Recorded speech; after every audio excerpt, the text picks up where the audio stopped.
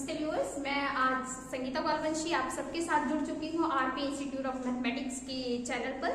और जैसा कि आप सब आगामी परीक्षाएं 10th की आ रही हैं, यूपी बोर्ड की सिलेबस के साथ एसएसटी और थोड़ा सा आज आप सबको मैं बताऊंगी कि इतिहास, भूगोल और नागरिक शास्त्र अर्थशास्त्र चारों भाग में से कहाँ से क्वेश्चन बहुत ज्यादा फंसते हैं।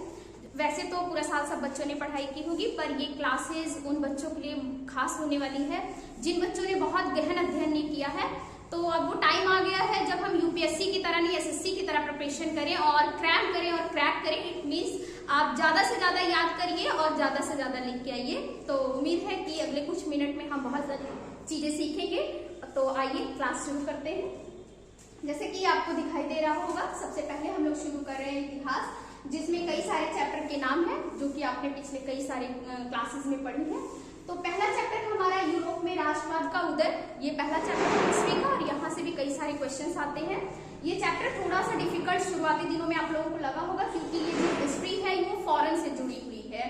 तो इस चैप्टर के कुछ मेन क्वेश्चंस जैसे पढ़ लीजिए कि राष्ट्रवाद क्या होता है, राष्ट्रवाद का उदय कैसे हुआ और यूरोपियन कंट्रीज कौन कौन सी हैं। तो ये सारी चीजें आप मोटा मोटा थोड़ा सा पढ़ के चलिएगा। सेकेंड चैप्टर है उसके बाद भारत में राष्ट्रवाद। भारत में राष्ट्रवाद जो चैप्टर, ये बहुत इंपॉर्टेंट है। कई सालों से हम लोगों ने ये देखा है कि इसमें से बहुत सारे क्वेश्चन आते हैं और लगभग क्वेश्चन आते ही हैं। और सबसे खास बात जो हिस्ट्री के सेकेंड चैप्टर की है वो ये है कि इसमें से जो 5 मार्क्स का आपको हिस्ट्री में मैप का आता है वो इसी क्वेश्चन से आता है। तो आप किसी भी क्वेश्चन बैंक को उठाइए, वहां से हिस्ट्री के जितने मैप्स है वो कर डालिए ताकि 5 मार्क्स जो है वो आपको फिक्स हो जाए। उसके बाद भारत में राष्ट्रवादी जो चैप्टर है ये बहुत ही आसान है। जिन बच्चों ने बहुत अच्छे से प्रिपेयर नहीं हुआ या कॉन्सेप्ट नहीं किया वो इस चैप्टर को जरूर करके जाएंगे।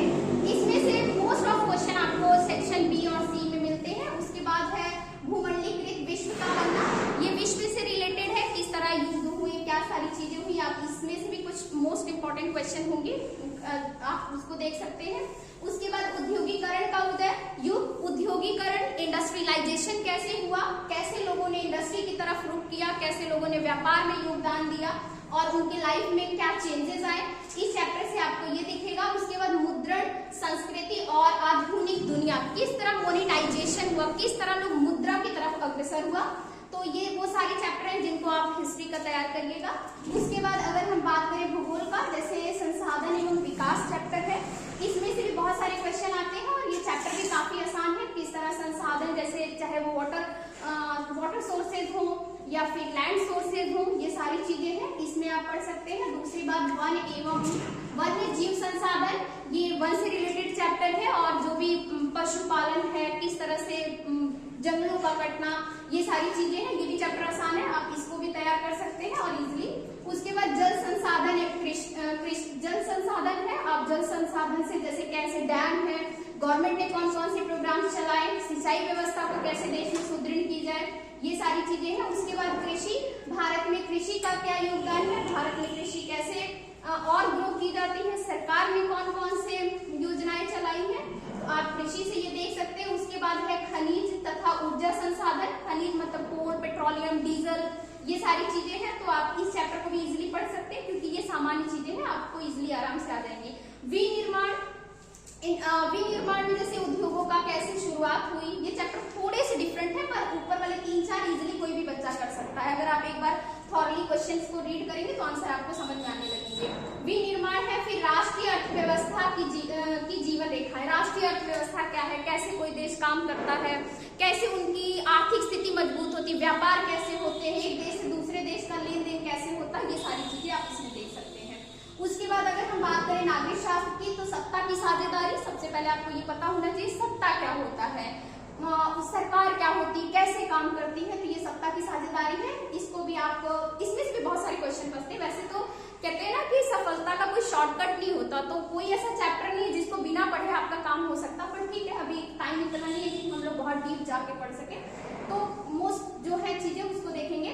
संघवाद में ये आप देखेंगे कि सरकार कितने तरह से होती है, लोकतंत्र कैसे काम करता है, लोकतंत्र के कितने भाग हैं, ठीक उसी के बेस पे सेकंड चैप्टर है, ये भी बहुत इंपॉर्टेंट है, लोकतंत्र और विविधता। उसके बाद जाति, धर्म, लैंगिक मसले, ये बहुत ही आसान चैप्टर है जिसमें आप महिलाओं के बारे में पढ़ेंगे, जातियों के बारे में पढ़ेंगे और जब सोसाइटी में फीमेल्स काम करती है और मेल काम करते हैं तो उनके बीच में क्या समस्याएं होती हैं, उन समस्याओं से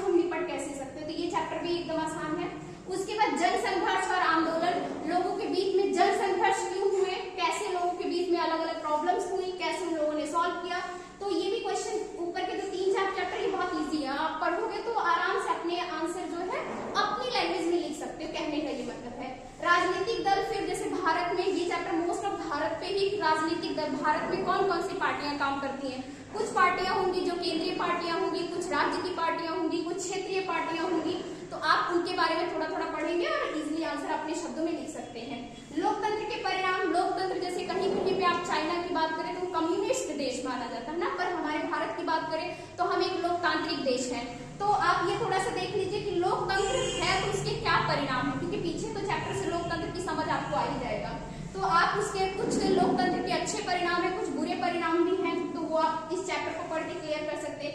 उसके बाद लोकतंत्र की चुनौतियां, लोकतंत्र अगर किसी देश में है तो उसके फायदे के साथ साथ लोगों को नुकसान भी होता है, बहुत सारी चीजें प्रॉब्लम्स क्रिएट करती है ना, तो वो प्रॉब्लम क्या है, तो आप ये सारे चैप्टर देख सकते हैं। उसके बाद अर्थशास्त्र, जो कि आपने अर्थशास्त्र को 9th में पढ़ा होगा ना, ये सारे चैप्टर तो आपने 6 to 8 पढ़ा होगा, पर अर्थशास्त्र एक नया सिलेबस आपको मिला होगा 9th में और उसके बाद अभी 10th में। तो जैसे विकास पहला चैप्टर है, विकास पार्ट में आप पढ़ते हैं कि कैसे कोई देश विकास करता है, विकास मतलब तरक्की कैसे करता है और कौन कौन से कारण है जिससे वो तरक्की उसकी रुक जाती है या कोई देश पिछड़ा हुआ क्यों है। अगर एग्जांपल्स के रूप में बात करें तो 1947 में भारत आजाद हुआ ना, उसके बाद फिर ठीक उसी टाइम पाकिस्तान बना, फिर उसके बाद बांग्लादेश बना। लेकिन अगर हम कंपेयर करें तो क्यों भारत, नो डाउट कि हम एक बहुत बड़ी पॉपुलेशन है, पर भारत क्यों इतना तरक्की किया, बांग्लादेश पीछे रह गया कंपेयरिंग हमारी इकोनॉमिक्स के, और पाकिस्तान भी है। तो क्या ऐसी चीजें थी, क्योंकि अगर हम पॉपुलेशन बहुत ज्यादा तो हमारे पे रिस्पॉन्सिबिलिटी भी ज्यादा है ना, तो क्यों उनके पास पॉपुलेशन कम है, रिस्पॉन्सिबिलिटी भी तो उतनी ज्यादा नहीं, पर वो काफी पिछड़े हुए देश है। तो विकास चैप्टर से आप ये अंडरस्टैंड कर सकते हैं भारतीय अर्थव्यवस्था एवं क्षेत्र। भारतीय अर्थव्यवस्था के कौन कौन से क्षेत्र हैं, जैसे भारतीय अर्थव्यवस्था मिश्रित अर्थव्यवस्था है, तो प्राथमिक सेक्टर है, द्वितीय सेक्टर है और तृतीय सेक्टर है। तो किन किन सेक्टर में, ये बहुत इंपॉर्टेंट चैप्टर है, इसमें से क्वेश्चन आते हैं और आप इजीली इसके आंसर लिख सकते हैं। प्राथमिक क्षेत्र में कृषि को शामिल किया जाता है, द्वितीय क्षेत्र में आप विनिर्माण उद्योगों को शामिल करते हैं, तृतीय सेक्टर में आप सेवाओं को शामिल करते हैं जैसे टीचिंग, डॉक्टर, वकालत, ये सारी चीजें आती हैं। मुद्रा और साख, मुद्रा और साख देखिए एक चैप्टर बहुत ध्यान रखने वाली, यहाँ पे मुद्रण है, तो मुद्रण का मतलब यहाँ पे छपाई से प्रिंटिंग वाला एक चैप्टर हमने पढ़ा था हिस्ट्री में कि कैसे प्रिंटिंग की व्यवस्था शुरू हुई, और यहाँ पे मुद्रा है, तो मुद्रा से आप पैसे से लेने देने वाली मॉनेटरी से बात करेंगे। तो कभी भी जब पेपर में मुद्रा लिखा होगा तो आप पैसा साख से रिलेटेड क्वेश्चन का आंसर देंगे, और जब मुद्रण लिखा होगा तो आप छपाई से रिलेटेड प्रिंटिंग प्रोसेस चाइना में सबसे पहले स्टार्ट हुई थी, इस पे ध्यान देंगे, ठीक है।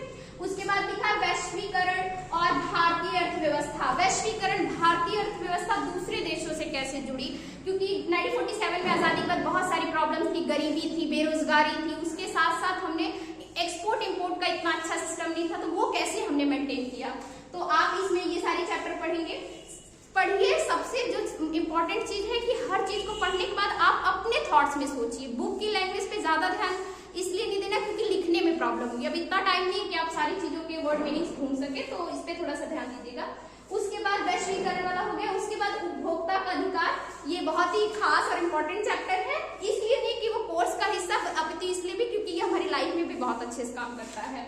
तो आप उपभोक्ता का अधिकार, भारत में उपभोक्ता के क्या अधिकार है, कॉर्पोरेट करके इंस्टीट्यूट है, और जैसे एक क्वेश्चन आता है कि 3 फॉर्म में बटा हुआ है, कि ये भी पढ़ लीजिएगा कि किसमें अगर आपको 10,000 तक की प्रॉब्लम्स, आपने चीजें खरीदी और आपके साथ कोई गैम्बलिंग हुई, कोई प्रॉब्लम्स हुई, तो आप किन किन कोर्ट्स में जा सकते हैं। तो उपभोक्ता का अधिकार, ये भी चैप्टर बहुत अच्छा है, इसमें से देख लीजिएगा। तो और इसके बाद अब बात करते हैं कि ये सारे आई होप कि आपको समझ में आई होंगी मेरी बातें।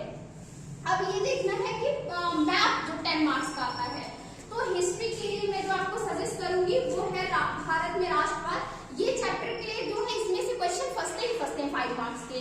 उसके बाद जो क्वेश्चन आता है मैप का वो ज्योग्राफी से आता है, तो सारे चैप्टर में डैम्स वगैरह पे बहुत सारे क्वेश्चन आते हैं कि कौन सा डैम कहाँ पे बना है, किस जगह की मिट्टी किस चीज के लिए उपजाऊ है।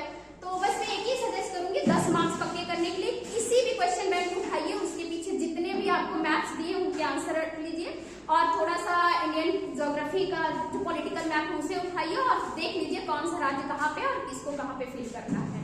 तो आई होप आपकी आने वाली परीक्षाएं बहुत अच्छी होंगी। मेरी तरफ से ढेर सारी best luck, best wishes. Thank you so much.